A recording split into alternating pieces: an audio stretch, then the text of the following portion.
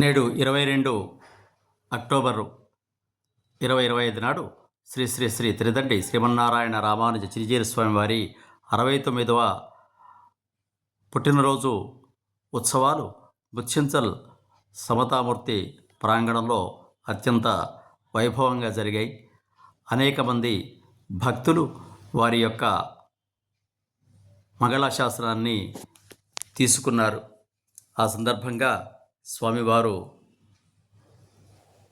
తమకు జరుపుతున్నటువంటి ఈ తిరునక్షత్రోత్సవం అందరూ భక్తులు కలిసి చేసుకుంటున్నటువంటిది అనే ఉద్దేశంతో చక్కని సందేశాన్ని మంగళాశాసనపూర్వకంగా అందజేశారు. ఆ మంగళాశాసనాలను మీరు కూడా అందుకోండి. లోకాభిరామం శ్రీరామం భూయో భూయో నమామ్యహం వేదాంతద్వయతత్వజ్ఞం మంత్రమంత్రార్థదం గురుం శ్రీమన్నారాయణాచార్య రామానుజ ఇతి భజే. జై శ్రీమన్నారాయణ. ప్రియ భగవద్బంధువులారా, ఈవేళ మీరందరూ కలిసి ఒక పుట్టినరోజు పండగని చేస్తున్నందుకు ముందుగా మీ అందరికీ కూడా అనేక మంగళాశాసనపూర్వక కృతజ్ఞతలు సమర్పిస్తున్నాం. మాకు తెలిసి మన పూర్వాచార్యులు ఎవరు పెద్దగా పుట్టినరోజు పండగలు చేసుకున్నట్టుగా లేరు. రామానుజుల వారి కాలంలో వారికి ప్రతి ఏడాది పుట్టినరోజు చేశారో లేదో మనకి రికార్డ్ అయితే లేదు. ఆ తర్వాత ఉండేటటువంటి ఆచార్యులలో కూడా అలాంటిది ఏమైనా ఉందో లేదో తెలియదు. పోనీ భగవద్ అవతారాలు జరిగాయి గతంలో, రాముడిగా కృష్ణుడిగా ఇంకా ఎన్నో. వాళ్ళైనా పుట్టినరోజు పండగలు చేసుకున్నారో లేదో తెలియదు. మరి అంతంత మహానుభావులు సాక్షాత్ అవతారాల్లో వచ్చినటువంటి భగవంతుడు పుట్టినరోజులు చేసుకోనప్పుడు మనం చేసుకోవడం అదేం అర్థవంతమా అని మాకు అనిపించింది. ఎందుకునో ఇవాళ పొద్దున్న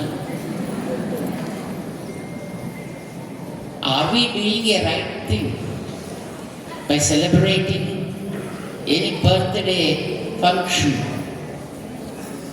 I didn't understand.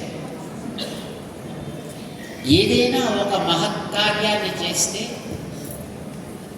ఏదైనా ఒక గొప్ప లోకోపకారం చేస్తే వాళ్ళు ఏదైనా ఒక పండుగ చేసుకోవచ్చు. కానీ అలాంటి గొప్ప అద్భుతాలు ఏవో చేసినట్లుగా మన రికార్డ్ అయితే లేదు.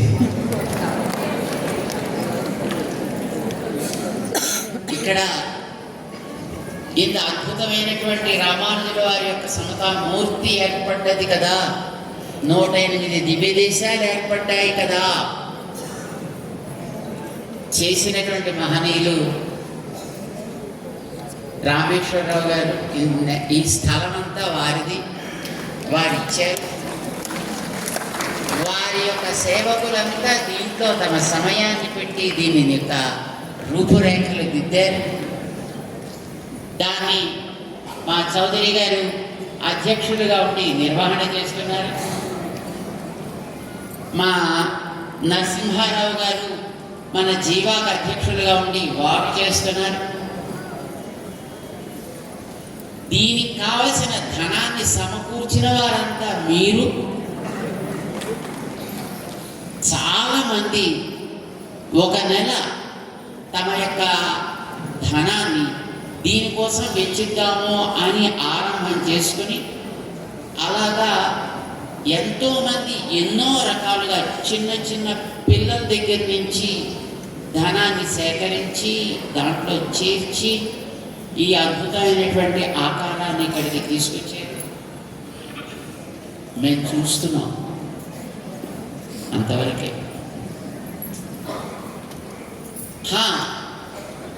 నేత్ర విద్యాలయం ఏర్పడింది.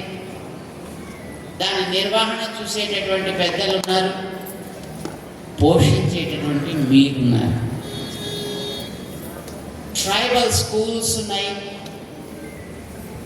దాన్ని నిర్వహించేటటువంటి సమితిలు ఉన్నాయి. దాని బాగు